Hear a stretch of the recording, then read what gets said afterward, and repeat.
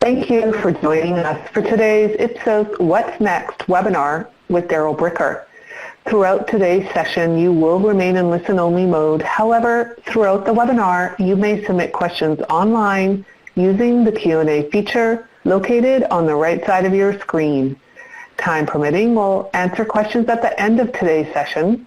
However, if time runs short, then your question will be answered by email. Today's webinar is also being recorded and will be posted to our website within about 48 hours. Now, without further ado, it is my pleasure to introduce today's first speaker, Mike College, President of Ipsos Public Affairs in Canada. Mike, you have the floor. Thank you, Ellen, and thanks everyone for joining us today, and thank you, Daryl, for taking the time to spend a third afternoon with me and everybody else doing these AMAs. The first two times we talked, Daryl, we talked largely about the coronavirus and public reaction to it and how the views have been evolving. But as you know from our current polling, our most recent polling, we're starting to see at least a desire on the part of the public to start talking about how we get back to normal or how we find and cope with what the next normal is. You know, a lot of questions that are difficult to answer around what's going to change and how we'll manage going forward. So as you and I discussed a couple weeks ago, we thought it'd be a good opportunity, given your side job is to write about the demographic change, is to look at some of the things you've been focused on the last few years. Seemed a good time to break from the COVID talk, although I think inevitably we'll come back to it, and discuss some of the changes that were well underway before COVID. So with that, Dr. Bricker, I'll leave the floor to you, and maybe if you want to walk through it, and then we can pick up the questions afterwards. Thanks, Mike, and thanks everyone for taking the time to attend today. What I'm going to be talking about is a presentation that I give that's related to a book that I recently published with HarperCollins called Next. And it's really about the next Canada. As you can see here from the title page, it's where to live, what to buy, and who will lead Canada's future. But more than that, it's really for anybody who's involved in this, what I would say is a cheat sheet on understanding the changes that are happening in Canadian society to really position any organization for the midterm. So for the space of the next 5 to 10 years in terms of what the population is going to look like as we move forward. The public opinion data that Mike and I and my colleagues from Ipsos have the pleasure of presenting frequently and collecting frequently really captures what's happening in the moment. This is more like the climate and how that's changing over time. So it's not the day-to-day snapshot of the weather, it's really how the climate of the population is changing over time. So why demographics? I've been fascinated by demographics pretty much since I got into this business, because it is, as I said before, one of those things almost like climate. It's one of those things you really have to understand in order to be able to interpret what's happening from day to day in terms of Canadian public opinion, and particularly what's happening in the marketplace. The reason I like it is it's ultimately about people. We're getting way better at measuring it. Statistics Canada does a marvelous job in terms of the census data that it provides. The decisions about what our future demography is going to be have already been made. They were made by their parents or by your parents, and they've already been made by you in terms of the families that you've decided to structure. Because the decisions have already been made, the outcomes are projectable. We can look at what the future is going to be today and have some pretty good understanding of what the population is going to look like. And they do constitute facts. Very often, I think we have a lot of opinions about what's happening in the world, but one of the things that really is quite factual is demography. We can disagree about the speed of some of the things that I'm going to talk to you about today, and people certainly do disagree about it, but the trends themselves are undeniable. This is going to define the Canadian population of the future. As I like to say, demographics are like glaciers. You can see them coming from a long way off, and they get closer and closer over time. They come at you rather slowly, but those decisions are basically locked in for a generation, and they're on their way. You can see them coming. But we've recently experienced a wildfire, so that's COVID-19. It's kind of come in and disrupted everything that we think that we know about our country. But as things start to stabilize, some of the patterns that you see in the Canadian population continue to be consistent, and they will not be changed by what we're talking about here with COVID-19. As I actually say here, what happens when a wildfire meets a glacier? The short-term wildfire disrupts and dominates, and that's what we're seeing in our public opinion research, and certainly what I've talked to you about in the last 2 webinars. But it's impossible to say what the lasting impact is going to be of COVID-19. We've got a lot of people these days speculating and saying, this is going to change forever. We simply don't know. Things were supposed to change forever after 9/11. A few things did. Some of them were unpredictable, but a lot of things ended up going back to the way they were. We have yet to see over the space of the next 18 months to 2 years what's going to happen as a result of COVID-19. The longer-term glacier, regardless of what's happening with COVID-19, is going to grind on. The things that I'm going to talk to you about today are going to happen whether COVID-19 remains a lasting issue or whether we have a vaccine in 6 months. We're going to still be dealing with what I'm going to be talking to you about today for the midterm to the longer term. COVID-19 is actually shaped by the forces that I'm going to talk about today. The reaction that Canada has had and the impact that it's had on Canada has basically been defined by the demography that we have. In fact, the forces have been amplified by COVID-19. And if you don't think that that's true, I'd ask you to consider what would have happened 50 years ago in Canada if we would have been confronted by COVID-19 the same way we are today. Leaving aside all the medical science and all the rest of it, we were dealing with a very different country than the one that we have today. And as we go through this, you'll see what I mean, because I'm going to go back over time and reintroduce you to what Canada looked like 60, 50 years ago, and you will see that the impact would have been very different at that time. So these demographic forces and how they've changed are really defining how Canada is reacting to what's going on with COVID-19, how the disease has infected us in a particular way. So who are we? There's really 3 big forces that define our demographic future.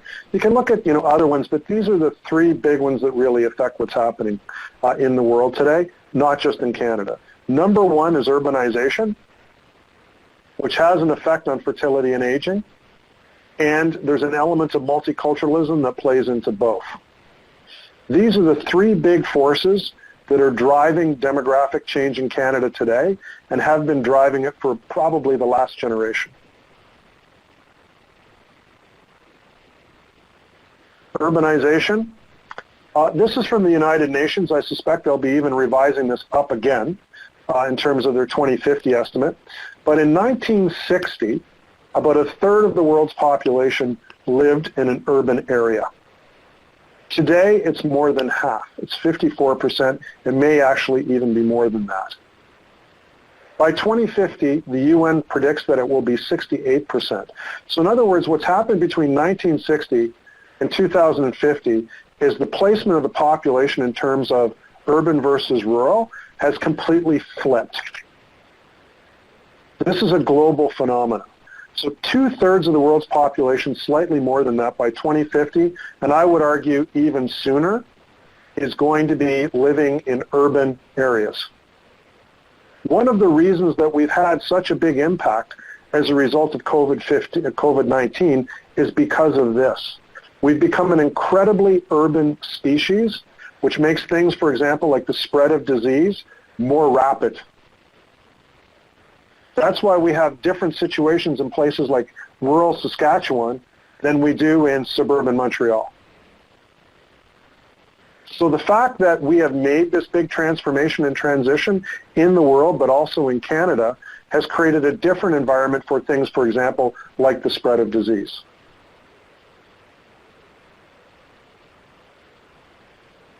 This is the world today in terms of the 10 most populous countries. Anything that's happening in these 10 places affects everything.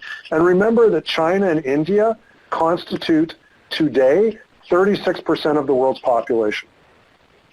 look at the rapid expansion that's taken place in China in terms of urbanization. It's gone from 16% to 61% today. So you want to know why? What we saw in Wuhan, which by the way was a place that basically didn't exist, Harbin, the province and the city in particular, did not really exist back in 1960. But China's become an incredibly urbanized population very rapidly, and it's going to continue in the same direction. There are other impacts of that I'm going to talk about in a minute, but it's one of the reasons that we saw COVID-19 explode the way that it did in China. It's an incredibly urban population. The reason COVID-19 hasn't exploded to the same degree in India is it's not such an urban population. It's a big population, but a lot of it still remains in rural communities. And if you go through and you look at the list of the countries here that are more urbanized, they tend to be the ones that have been more impacted by COVID-19.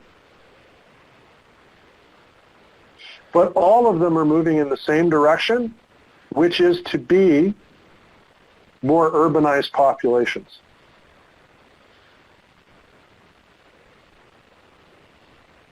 Canada, this is 2011, the numbers have gone up a little bit, but Canada, the last decade in which we were a 50% rural population and a 50% urban population was the 1920s. So 1920s Canada, if it would have been hit by the COVID-19 disease, similar to what happened with the Spanish flu around the same kind of time, same time frame, the impact that we're seeing in which we're shutting down economies and everything else wouldn't have been as big if we would have continued in the same direction that we would have continued with the same proportions in the same places of population that we have today. So one of the reasons we're being affected by COVID-19, obviously, is because it spreads rapidly in urban populations.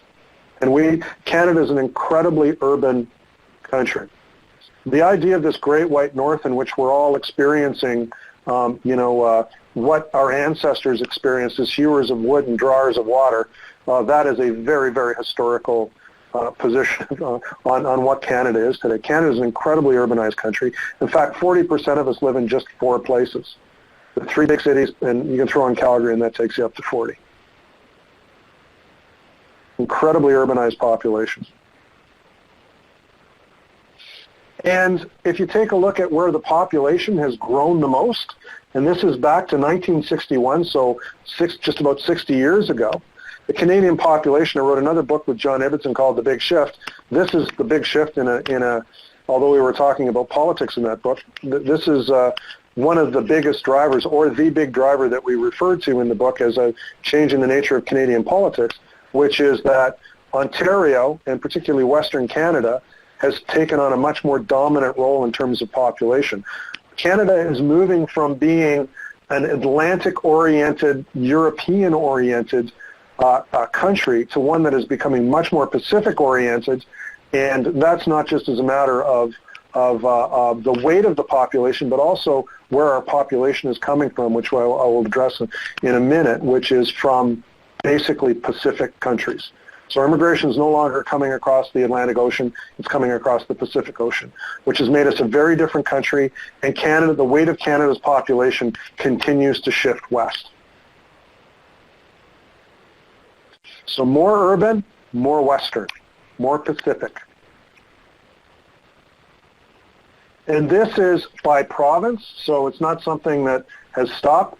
By the way, the Alberta numbers have not changed dramatically. Alberta the population still continues to grow, mostly through immigration, although there has been some emigration or outmigration from people basically to other Canadian provinces, but foreign immigration continues in the province of Alberta.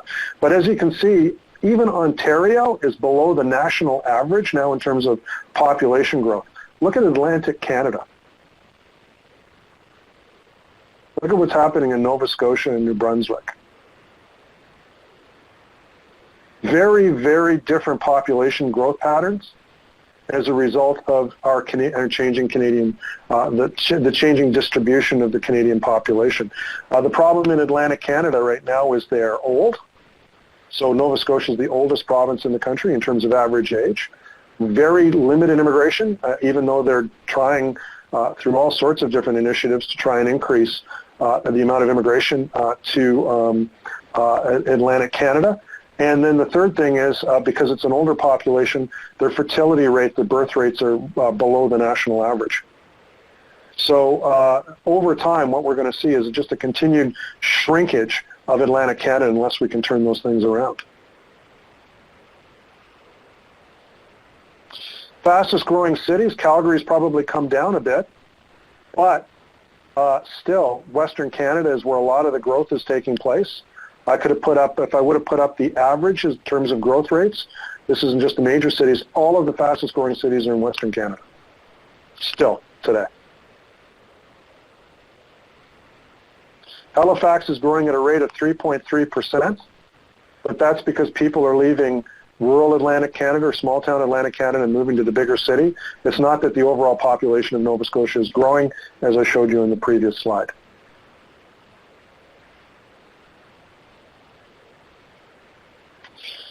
And this is something that is one of the most attention-getting slides that I put up, because this we just discovered as a result of the last census. It used to be until fairly recently that the most common household in Canada was a couple, a married couple, or a common law couple living with children. I don't want to use the term, but it's one that people have used many times, so I might as well use it. What people sometimes refer to as a more traditional family. Although, as you can see, it's not a traditional family anymore in Canada.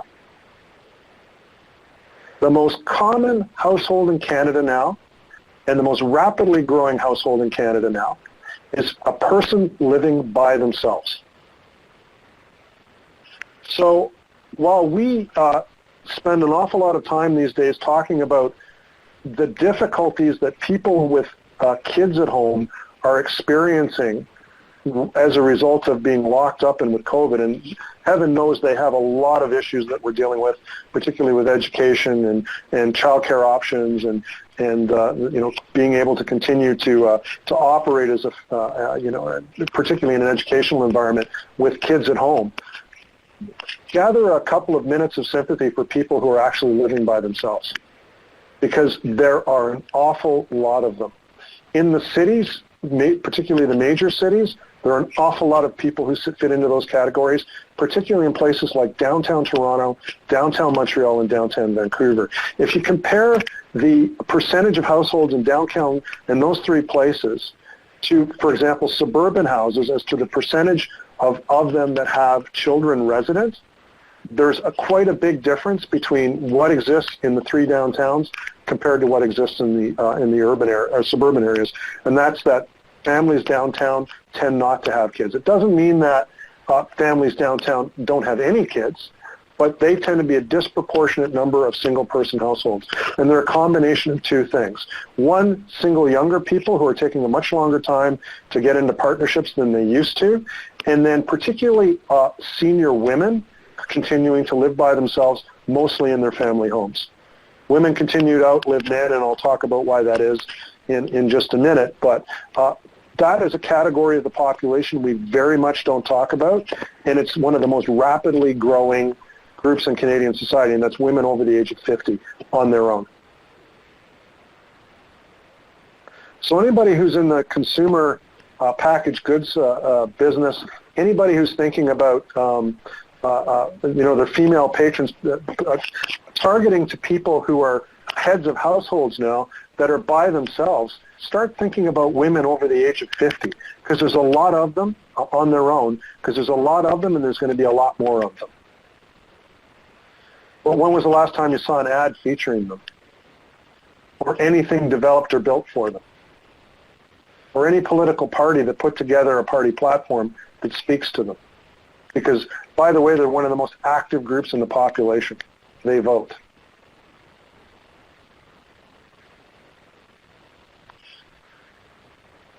The biggest impact on the next topic that I'm going to talk to you about, fertility, is urbanization.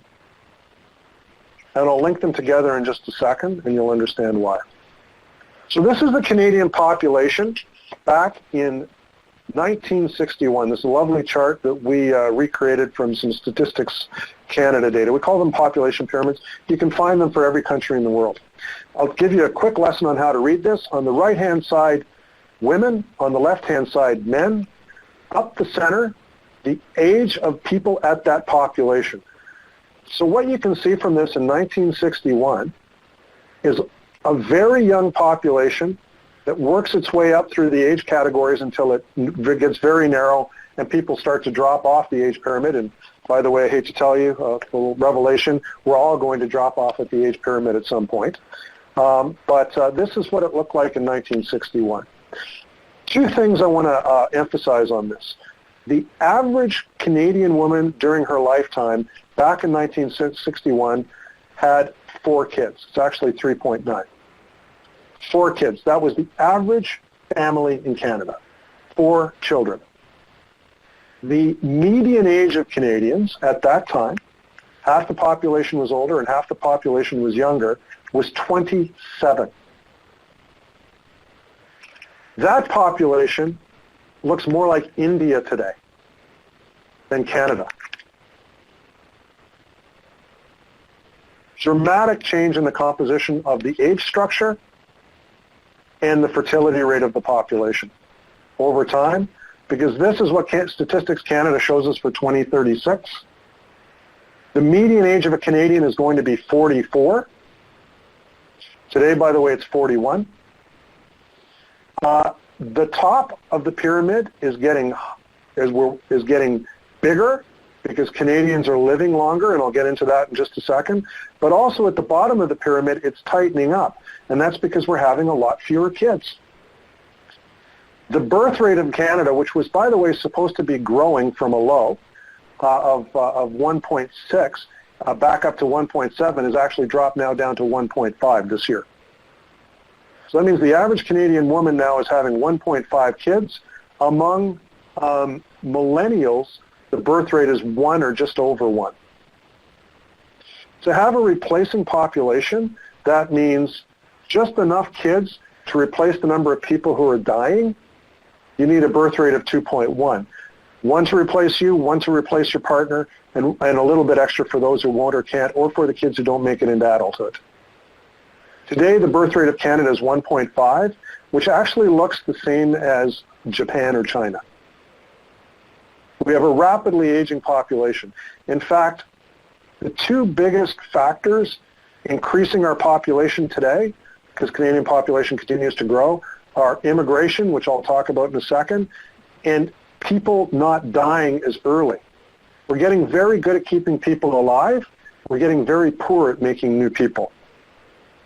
So whenever people talk about young people and millennials driving consumerism in Canada and what the future economic prosperity is going to be of our country, yes, they will play a role. But these folks, the older population, is going to play a bigger role because there's a lot of them. They're not going away, and they have all the money.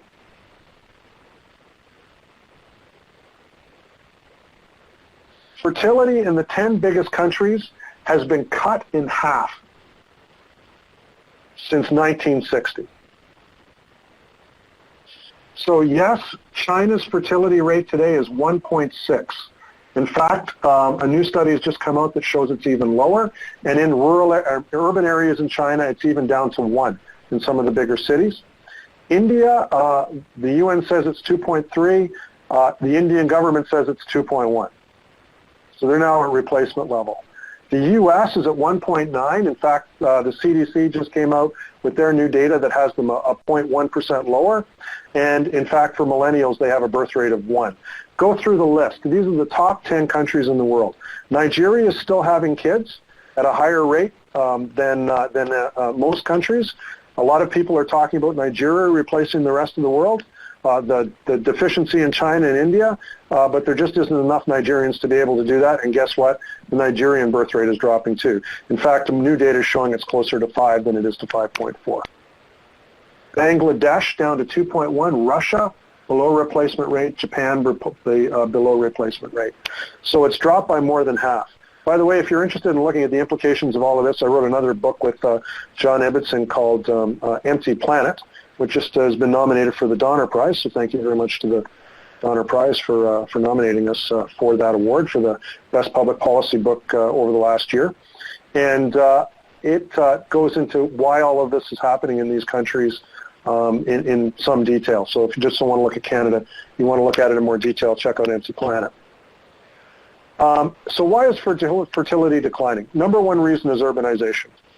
When people move from the countryside to the city, lots of kids no longer become free labor, they become an expense. And even though we love them dearly, they are expensive. And we do what's economically rational is we reduce the number that we have. But also what's happening is that women have become empowered. So they move to the city, they see another role model that's different from the rural role model, which is more people working in the employed labor force. They gain access to education, and the single biggest reducer of fertility rates in the world is female education.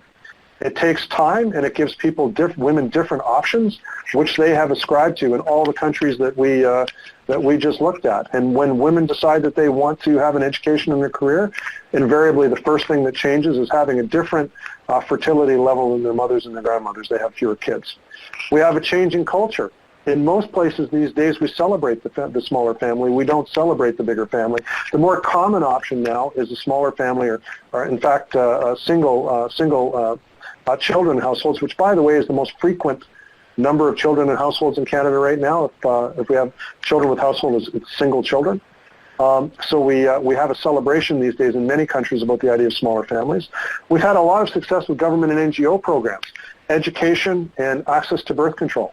Has had a really big impact, and also the gender and age structure of the population. Populations that are older, and particularly populations that have a larger number of older women, don't have a lot of kids. And all of the major countries in the world are heading in that direction today, Canada being one of them. So we're having rapid urbanization, clustering close to the U.S. border. Just over 90% of us now live within 100 kilometers of the U.S. border. Declining fertility rates and changing lives of women have changed the Canada in a huge way, but in a way similar to what we're seeing in many other countries, particularly in Western Europe. So all of this adds up to an aging population. Back in the 1920s, the average Canadian lived to the age of 57. 57 years old. Today it's 81.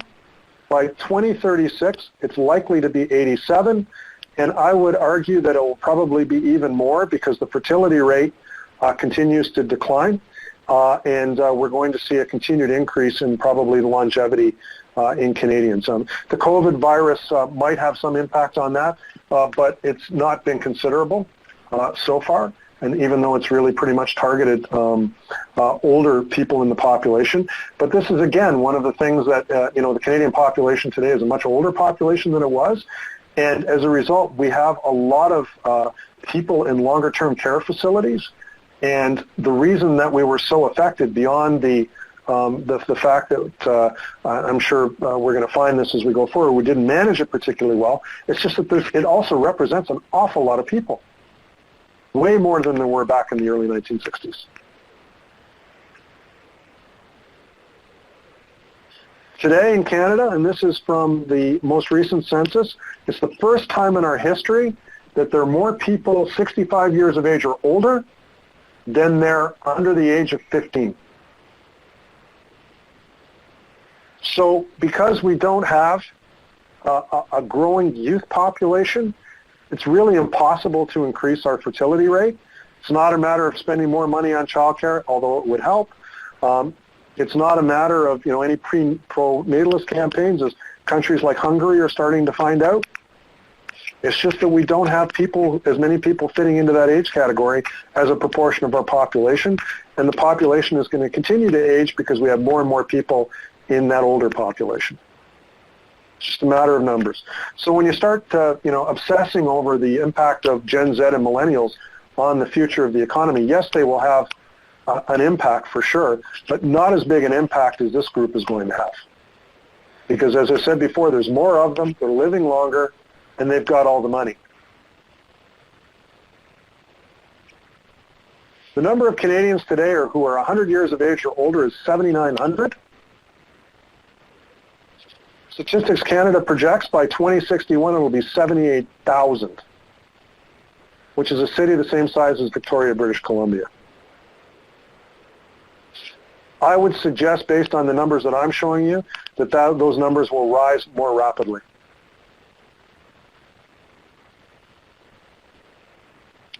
And I just put this out because these are the top 20 causes of death among men and women in 2016 from the World Health Organization.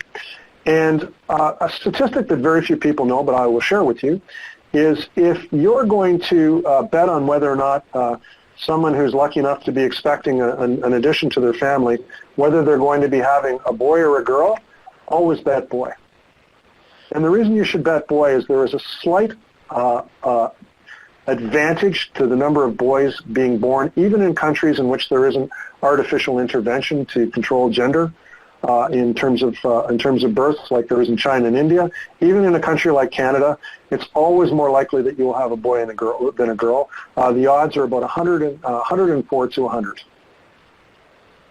But by the age of 30, that advantage for men has disappeared. And then every year after that, there are more women in the population than there are men. By the time you get to 65, when the ratio is 55% women, 45% men. By the time you get to 100, it's actually 5 to 1, women over men. And the reason is because men tend to die a lot faster than women, and it's not because older women outlive older men, it's that in every age category, men die faster than women. Here's the top 20 reasons that top 20 causes of death, and as you'll see, 16 of them are more frequent among men than among women, and the ones that are among women are specifically physiology related to women or biology related to women, or Alzheimer's, because women continue to outlive men, and you're more likely to have Alzheimer's obviously when you're older. Women still outlive men by about 5 years in Canada. And the problem in terms of male longevity is not something that we talk about. We just kind of note it. But the fact that it happens so early, and it happens according to many things that are actually preventable, really is a bit of an indictment, I would say, about male health and the way that our healthcare systems regards the treatment of men. Because it's the same patterns in Canada, it's the same patterns worldwide. So one of the issues that you're going to see emerging in the future is longevity for men, particularly not necessarily for older men, but for younger men. Now, this is what the future looks like in terms of being able to afford an older population. Much fewer kids, or way fewer kids. And if I was doing this chart accurately, I should actually take one of the older guys, one of the older gentlemen off the chart and add another woman. Because that's what the future of the Canadian population is going to look like. So the question is, how are we going to pay for all of this? And what does a marketplace produce for a population that looks like this, rather than one that we continue to think is going to look like this? It's going to look like this. This is the last line in the book, Empty Planet, that I wrote with John Evertson. Maybe a poet who observes that for the first time in history in the history of our race, humanity feels old. We could say this specifically about Canada. Immigration, one way of dealing with this issue, and Canada's had more success than just about anybody, with the exception of Australia, in using this method for dealing with the demographic forces that I just talked about. What percentage of the world's population are migrants? It's only about 3.4%. We have this view that there's tons and tons and many, many millions and millions and millions, and it is a big number, 258 million, that are migrating every day, that there's this influx of immigrants all over the world. Yes, there is. It's a big number, but it's a fairly small percentage of the world's population. Almost all people in the world live in the country in which they were born. What this suggests is there's actually going to be, as other countries try to deal with this population problem, you either learn to live with an older population or you try to reinvigorate your population. Canada's tried to reinvigorate its population through immigration, is there's going to be a considerable competition for these people, particularly the skilled members of this population. And Canada's taken that policy approach for not just this current government, but it's been this way for at least the last 25 years. Canada leads the pack in the G8 in terms of annual population growth, almost exclusively as a result of immigration. The only way our population is growing is because it's aging, and people are not leaving this modal coil as early as they once were, or because we're bringing in almost 1% of our population every year through immigration. But the source countries have changed very dramatically. We've gone from mostly European immigration over to mostly Pacific immigration. By the way, the fastest growing language in Canada today is Tagalog, which is spoken in the Philippines. One of the reasons that I say Canada is becoming a Pacific country is because our sources of immigration are basically Pacific. We're also becoming a browner country, and we're becoming one that's more religiously diverse. Not as a result mostly of Chinese immigration, because they tend to be the highest percentage of agnostics coming into the country, but mostly as a result of India, the Philippines, by the way, mostly Catholic or Protestant, so Christian religions, but mostly because of India, and Nigeria is actually this year they've moved up the list, and Pakistan bringing in more as members of the Islamic faith to the Canadian population. So we're becoming much more diverse. Share of the population of immigrants, and this is one of the big problems that Atlantic Canada has, it doesn't get its share. By the way, neither does Quebec. Ontario slightly over, but the Prairie is getting the biggest share in comparison to their overall population. BC about right where it is. So Atlantic Canada getting some immigrants, but not enough to replace the people who are leaving those places, either through immigration or through the other form of departure. And Quebec definitely not getting its share of immigrants. And even the ones that do go to Quebec don't necessarily stay. They tend to stay for a short period of time and then leave, at least in the modern era. So Quebec has an issue with immigration. And Ontario, the Prairies, and British Columbia all being able to take advantage of this as a way to deal with their potential population decline. Immigrants, it's basically an urban game. Over 90% of Canada's immigrants in 2017 are population living in a large urban area compared to the total Canadian population. So immigrants move to urban areas. Foreign-born as a percentage of the city population. Half of Toronto today is foreign-born. Imagine that. You're walking down a Yonge Dundas Square in Toronto. Every second person who walks by you was born in another country. We say New York City is the big polyglot. It's about half of their population in comparison to Toronto. And as I point out, Montreal, compared to a place like Toronto or Vancouver, getting a way smaller share of immigration, which is one of the reasons that Quebec, unless it finds a way to change this around, is going to end up having a population that looks like Atlantic Canada over the next couple of decades. So immigration and diversity, 30% of Canada's population are going to be made up of immigrants by 2036. 50% of our population will be immigrants and their Canadian-born children. 30% will have an other mother tongue. Another problem in Canada these days is for the French language. Immigrants are not choosing to speak French. Our bilingual population is not growing significantly. 40% of our population will be a visible minority. 16% will have a non-Christian religion. So what does next mean for our future? The forces at play are global, and Canada is following the global trend. None of this I would put a value judgment on. It's not good, it's not bad, but it's important, and it's going to shape the marketplace, both political, public policy, and especially commercially over the space of the next 2 decades. We're growing as a result of aging and immigration, not fertility. The shift in the population structure is significant. It will be older with diminished fertility and smaller families. Fastest growing family in Canada today, as I mentioned before, people living by themselves. I call the 2 forces that I talk about in the book, I spent a lot of time on, are perennial persistence. They're not going away, so instead of calling them the baby boomers, I'm calling them the perennials, contrasted to millennial malaise. Perennials got all the best houses, got all the best jobs, have all the best pensions, get all the best benefits, and millennials can't buy houses in the neighborhoods they grew up in, can't find the types of careers that they were supposed to get, are starting their families way later, having far fewer kids, strapped with way more debt, particularly real estate debt and education debt, that the perennials never experienced. So if we're expecting these folks to drive commercial activities in Canada, I don't know where they're going to find the money to do it. I know that this group, the perennials, is not as sexy, but they're the place that has the money. They asked, I think it was John Dillinger, why he robbed banks. He said, well, that's where they keep the money. It's very similar to dealing with perennials. That's where they keep the money. Why don't we try and find a way of unlocking some of that wealth? One of the fastest growing, most important groups in the country is going to be women, particularly older women. The power segment of the population going forward, I have a feeling, is going to be women, particularly over the age of 50. Why? They're extremely engaged with society. There's a lot of them, and they have way more wealth than we think. As far as our population structure in the future, get used to dealing with a lot of people who are alone, but living in bigger communities, but we're living alone together. So what does social cohesion look like in that type of an environment?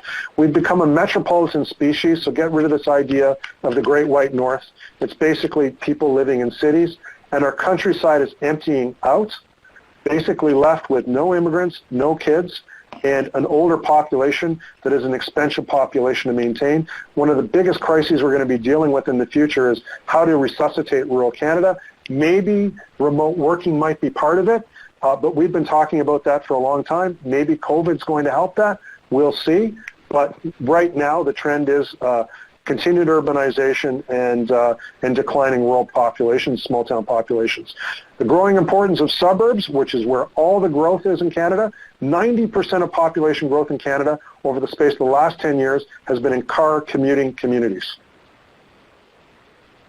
Take that on board. So while the cities all want to talk about, putting in more bike lanes and making it harder to drive around, all they're doing is upsetting all these other people who will decide to vote in another way, or somebody who's going to offer them some sort of relief for their commuting situation.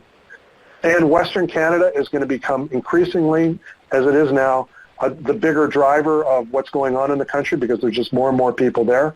And finally, what I like to call diversity and necessity. We're becoming a diverse population because we need to have a diverse population. We have to access all of the skills that we have in our population, whether it's women, whether it's new Canadians, whether it's people who are struggling with physical challenges, but in particular, older populations. The last ism that survives is ageism, and in this world, the older people are going to be a significant part, a very significant part for a long time of our population. Why aren't we looking at them as resources in the workplace instead of trying to find ways of getting rid of them, which we continue to do? So diversity and necessity is going to become a big part of our future. Anyway, Mike, those are my thoughts. I'd be pleased to take any questions. Thanks, Darryl. And we do have a couple of questions. We said we weren't going to talk about COVID as much, but the first question is about COVID. So, and specifically around, you mentioned it just towards the end there, remote working and work from home. And so the question is, do you think the move to remote working, work from home, due to the pandemic, will mitigate urbanization, slow it down? And if so, if not, how big would it have to be, sort of? Well, there are cities like Sao Paulo, in India, Mumbai, Delhi, those places that didn't deal with the pandemic but have dealt with gridlock. I mean, if you've never seen the traffic in a place like Sao Paulo or Delhi, you've never seen traffic, or even in New York City. We haven't seen, even as a result of that, a move to significantly increase remote working from rural areas. In fact, people go back and forth on whether or not remote working works. Maybe COVID will do that, but we've been through similar sorts of things regarding not necessarily diseases, but we've been through other sorts of challenges, and it hasn't taken off. So I'm reading what everybody else is reading. I'm watching what everybody else is watching. I remain open-minded to it. We'll track the statistics, but nothing else has caused it to occur.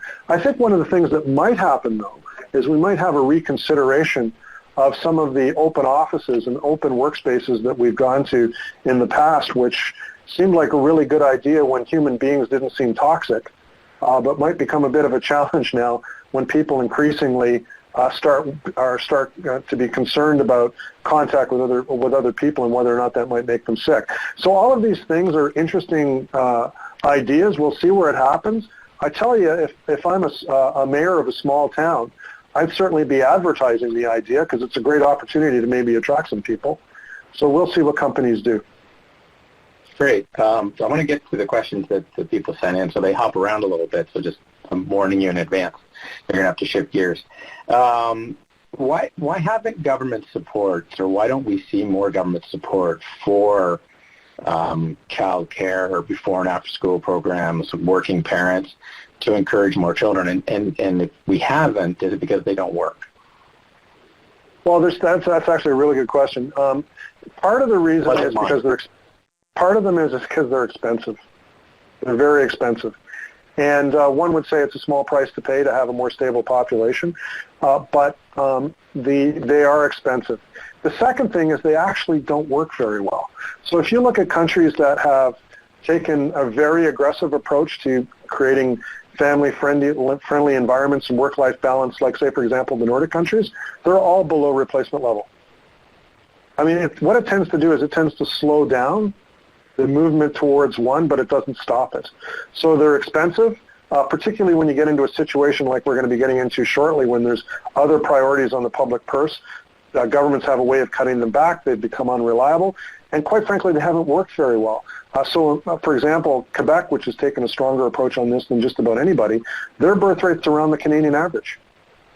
So while there's some ability to maybe slow down some of the decline, there's no country in the world in which it's put it ahead. In fact, every country in the world, with save one, has experienced a declining birth rate over the last 10 years, and the one that hasn't is Israel. Okay. And it's been able to maintain its birth rate for other reasons. Okay, from birth rate to seniors, the other end, it's pretty clear, and you mentioned it, that COVID's going to have an impact, and we're going to take a look at our long-term care for seniors and how we deal with that. There's going to be follow from that. Do you think that as the boomer population finally enters that age more increasingly, it will change our views? I mean, for the longest time, we've focused on healthcare, but nothing's really changed. But will change our approach on long-term care, on seniors, on healthcare policy? Well, it's a matter of numbers. One of the stats that I didn't put up was the fastest growing part of the Canadian population in terms of age cohorts is people over the age of 80. But the interesting thing is that most people tend to opt to age in place. So they don't actually move into long care facilities. People tend to do that only when they don't have other options. Now, there will be an increasing number of people who do have no options, so they will be going into that situation. And there's going to be tremendous pressure on our longer-term care facilities. In fact, it's one of the reasons that COVID has had the impact that it's had on Canada, is because we have this growing number of people in those situations. But there will be real questions about increasing the amount of capacity for group care, but also for keeping people in their homes. And because that's their preference, they actually want to stay in their homes. So looking at different options for home care, which, by the way, if you want to understand why we have a real estate issue in Canada in terms of supply, this is one of the big reasons, because people are living longer, they're living healthier, they're finding ways to stay in their homes, and they're not selling them. So the reason that you can't buy that great house in West Van, or you can't buy it in High Park, or you can't buy it in the Glebe in Ottawa, is because people who probably wouldn't be here and would have sold their houses before are able to stay in their houses. So there's all sorts of unintended consequences that come out of this, but that's one of the biggest forces in terms of of the high price of real estate, is because older people are not moving. And I think you just answered our next question, which was, where are older singles living? Are they living in the suburbs, downtown? Have they started to move in nursing homes? No. So largely stayed where they are. Yeah, in fact, the disproportion of people who are in older age homes are single, are women who are on their own. But increasingly, what's happening is that population over the age of 50, women over the age of 50, if you want to know who's living in a lot of those condos in places like downtown Toronto on the waterfront, it's single women buying their own places. So the idea that there's this invisible segment of the population that we continue to not build anything for, not really, I mean, some people are trying, I mean, to do things. We see some advertising, but they're not seen as like a core part of the future market. They really are. So a lot of the people who are buying that real estate are older women and younger women at the start of their careers. I want to shift to, we have a couple questions on immigration. One, we've seen pre-COVID some declines in, not necessarily declines in support, but some cracks in certainly how immigrants are coming in, screening process views. It's weakened a little bit. And we've seen some indications in the COVID phase, whether that lasts or not, of a sort of questioning of, do we need this? What happens and what happens if we don't keep supporting immigration, and how do we make sure that we do? Because you mentioned, I think your last point, diversity is a necessity. If it's an absolute necessity for growth, how do we make sure we shore that up? Well, I think the first thing, and I say this directly in the book, so I might as well say that now, one of the phrases that we have to get away from is this diversity is our strength. Diversity is our challenge, and it's a necessity. So just bragging about the fact that we've accomplished it is not getting us anywhere. In fact, it's on the Toronto flag, so I can't be that hard on it. The City of Toronto flag has diversity as our strength on it. But the truth is, diverse societies are challenging societies. The great thing about Canada and what we've figured out is tolerance. So whatever we can do to maintain tolerance, it's what makes this possible. So for people who are immigration advocates, trying to make this a conversation about your level of personal tolerance and wagging your finger at people and telling them they're being racist or whatever is not helping anything. In fact, it's making it worse.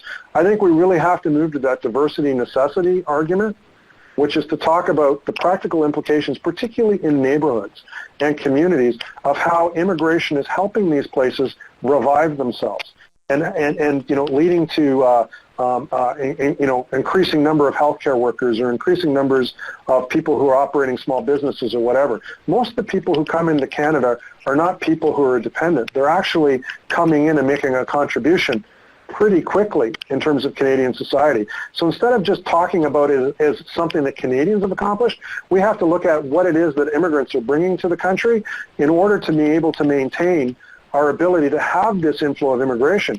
Otherwise, we're going to end up in the situation that Italy is in or Spain is in, where we're going to have to accept a declining population, because we're not going to change these cultural artifacts that are leading to smaller populations by increasing our birth rates in the short term. So immigration is the thing that's going to get us there. But to simply turn it into like a partisan political issue in which one side rags on the other side, it's not going to get us anywhere. And by the way, as far as people who are anti-immigrant, they speak for a very small part of the population. Most Canadians are fairly tolerant of immigration, but you've got to make sure that you tell them that it's being well managed, that people who are not supposed to be coming to the country are not coming to the country. So, for example, on the COVID issue, it's going to make it harder because we have to make sure that there's proper healthcare screening and all the rest in place, because this could go in the other direction very fast if we don't really deal with it in the substance that it needs to be dealt with, instead of turning it into kind of like a platform in which we express our values, because that does nothing for anybody. Okay. Someone had a question about, again, on the immigration competition within Canada for migrants, well, people coming in and within the country, noting that, for the longest time, Atlantic Canada has been in competition with the rest of Canada. Do you see that changing? Do you see opportunities for some smaller centers in a post-COVID world? I think the best thing that I've seen is that Atlantic Canada, in fairly recently, like over the last 10 years, has actually started to consider this, has actually started to think about it, has actually started to come to grips with the fact that they do have a significant population problem. They've started to thinking about how do they make their communities more diverse and more welcoming and more accepting of diversity and bringing in immigration. So the diversity and necessity that I was talking about before, and I have as the last comment on my slides, that's what Atlantic Canada really has to move to. But not just Atlantic Canada, Mike, rural Canada, small town Canada, because they've got exactly the same problem. So if you take a look at a place like Thunder Bay, for example, not a small town, a medium-sized city in northern Ontario, their population growth is zero. Halifax is doing a better job right now than them. Interestingly, if you take a look at Winnipeg, which should be in the same position as Thunder Bay, their population growth is at 7. Why? Done a much better job of attracting immigrants. Yeah. You mentioned at one of your points was that the demographic change is neither good nor bad. It's just important.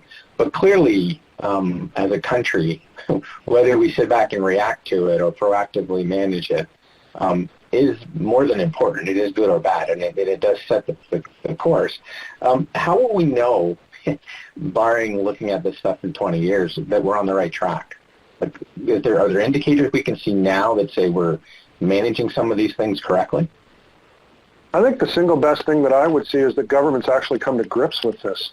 But not just governments, everybody. I mean, companies come to grips with it. I mean, you know, we don't need another restaurant that's really loud, you know, with tables packed together with, you know, spicy food that people who are older can't eat, that, you know, is competing for the last dollar from millennials. Maybe we should start, you know, turning down the music a little bit, turning up the lights a little bit, making it possible for older people who want to engage with whatever you want to sell them to get into where you're going. It's very similar, I think, in terms of public policy. You've got to understand the population that you're dealing with. There are countries that have tried to deal with this, Mike. One of them is Viktor Orban's Hungary, where they're, you know, eliminating taxation for every woman that has more than 3 kids, where they're offering you know, free housing and jobs to any members of the Hungarian diaspora who move back, say, from the UK, who are younger, back to Hungary to get their population going again. We don't know if it's going to work, but do you really want to be in a country in which that's the public policy focus for women? I mean, it's something that kind of makes me uncomfortable. I mean, making it possible for people to make the right choice for them and their life and for their families is something I think everybody would like to see. So obviously, childcare and making sure it's everything's available and put in place. So if women decide that that's the kind of future that they want to have, when instead of having 2 kids, they have 3 because 2 doesn't grow our population, decide that they're going to have 3, that we would have everything in place to help them out. But is it going to make much of a difference? So far, it hasn't. Yeah, I remember you mentioned to me once on the private sector side of a restaurant chain, I think it was the Western Canada, that had turned up the lights, turned down the music, and actually cleared a spot at the front of each of their restaurants for walkers and wheelchairs, because that's the market they were going after. We'll see more of those kind of things, obviously. Well, it's funny, actually. I did this presentation for a restaurant group, and the person who was in charge of it came out to me afterwards and said, I saw you speak before, and I read your last book, and I decided to give it a try. So I opened up a restaurant just like the one that you described. He said, the place is constantly filled. I'm thinking of opening another one. So my view is if you build it, they will come. Yeah. Speaking of if you build it, they will come, clearly the aging population is coming. And I want to end up on one question that it's not going to be necessarily an optimistic one, but we're spending an awful lot of money right now to deal with COVID. And I think everybody recognizes it's a necessity. Upwards of, you know, $200 billion in counting. How are we going to manage to pay for a seniors population, an aging population? Because right now, even with the projections of immigration, the levels coming in, that pyramid where you have that one person at the bottom supporting everybody else, it's increasingly more difficult, especially for programs like Canada Pension Plan, that's pay as you go. Where do we end up without raising taxes into the stratosphere? Well, you're going to end up raising taxes. I mean, there's no other way, really, and that'll be an interesting political battle going forward. But you know, even in the venerable Globe and Mail, I saw an editorial last week that said, "Can we afford what we're going through right now?" And the answer is yes. And the editorial was, just as we came out of the Second World War and we were able to find a way to grow our economy to be able to pay for all the bills of the Second World War, we'll do the same thing going forward. To which I said, did you miss the baby boom? Did you miss that? I mean, what a ridiculous thing to say, that we're going to grow our way out of this situation like we grew our way out of the Second World War. We had a completely unprecedented growth in younger populations, consumer populations that grew not just the Canadian economy, but the global economy, which is why we were able to do that. We're not going to have that this time. We're not going to have that this time. In fact, we've got a population that's exactly the opposite of that. We're going to have an older population. We're not going to have a population that's going to have tons of kids that are going to be the new consumers. Unless we can free up the money from the older population and make them consumers again, we're going to be stuck with just these big bills with a population that gets less and less capable of paying for it every year. So, I mean, even the Venerable Globe and Mail is saying this. I mean, give your head a shake. That's why one of the reasons I wrote this book. Understand the realities of the population. The glaciers are coming at us. Look at them before you start making decisions like that or making comments like that. All right. Well, thank you, Daryl, on the notion that we're going to see